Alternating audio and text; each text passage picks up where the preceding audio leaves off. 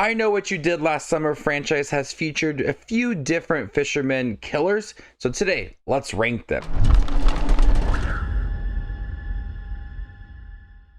Welcome back, movie fans. Thank you guys for stopping by my channel. Today we're diving into the I Know What You Did Last Summer franchise and going over all the killers within the series. The series has taught us one important lesson. If you hit someone with your car, maybe don't throw them into the ocean and go about your summer plans.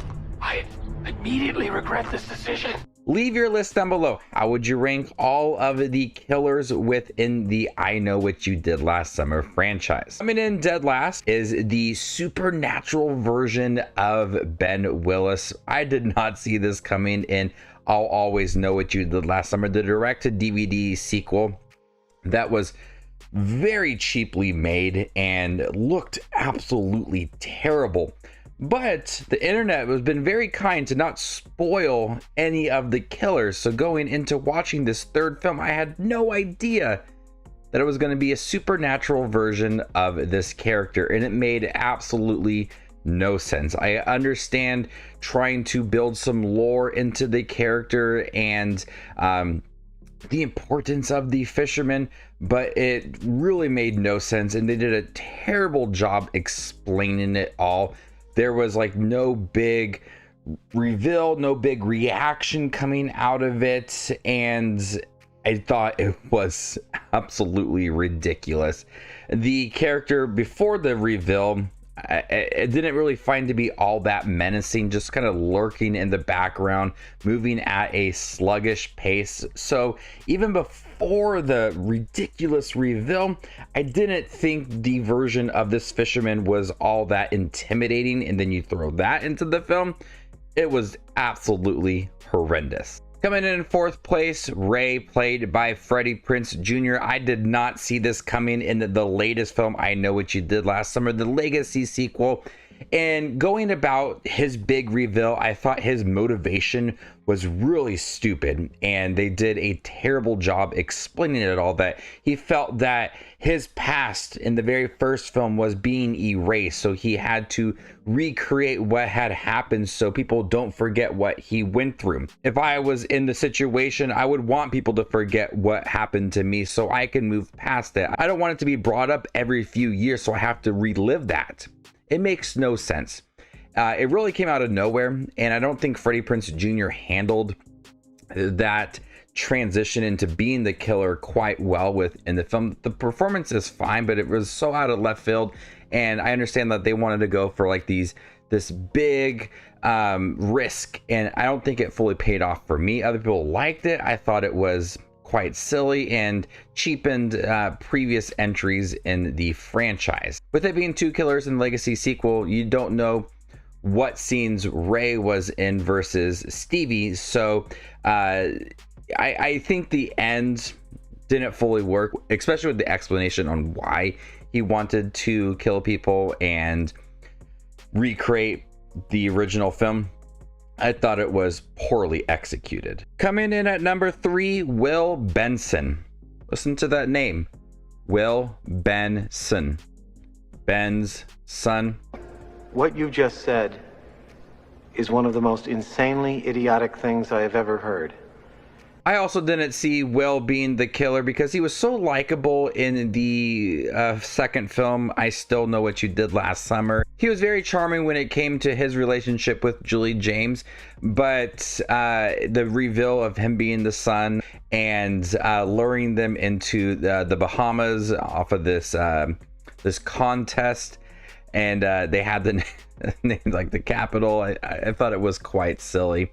I thought Will could have done a little more within the film, especially since the resort that they were at was really vacant. I thought they could have utilized a few more kills here and there, do what his father did. And I thought that Will was intimidating at times. I don't think he was very smart going about a lot of stuff, especially bringing the characters into the Bahamas off for this contest. It made all the characters look really stupid, and wasn't really strategic about a lot of things. And so I thought sometimes he was pretty menacing, but for the most part, an average look at that character. In the reveal of Will being the killer and how he died was pretty anticlimactic. Coming in at second place, Stevie, the second killer in the Legacy sequel.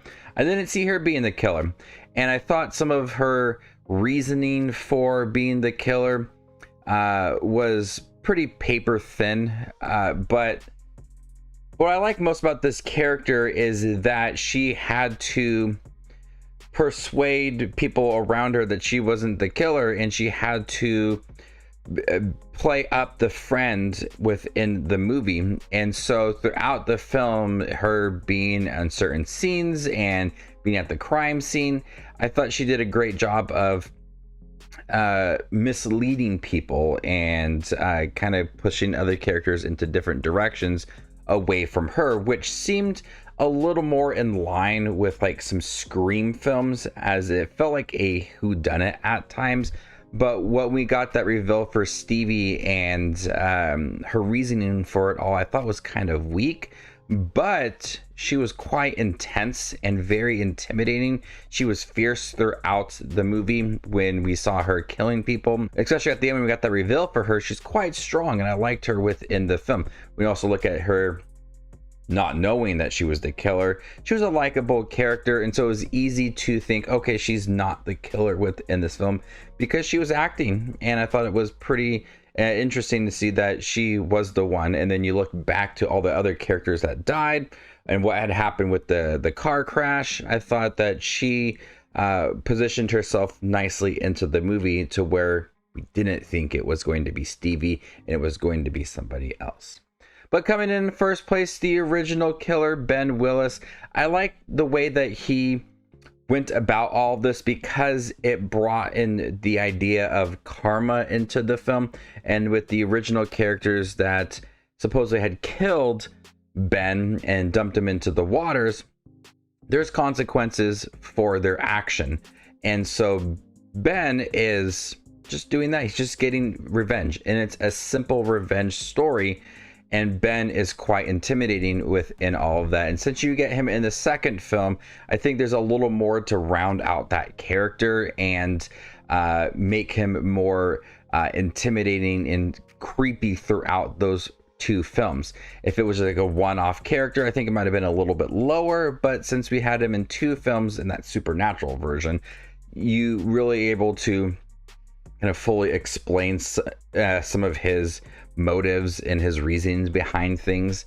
There is some pretty creepy moments along the way, especially in that first movie when you look at is Julie visioning things, or is like this actually happening, and you start to question that character.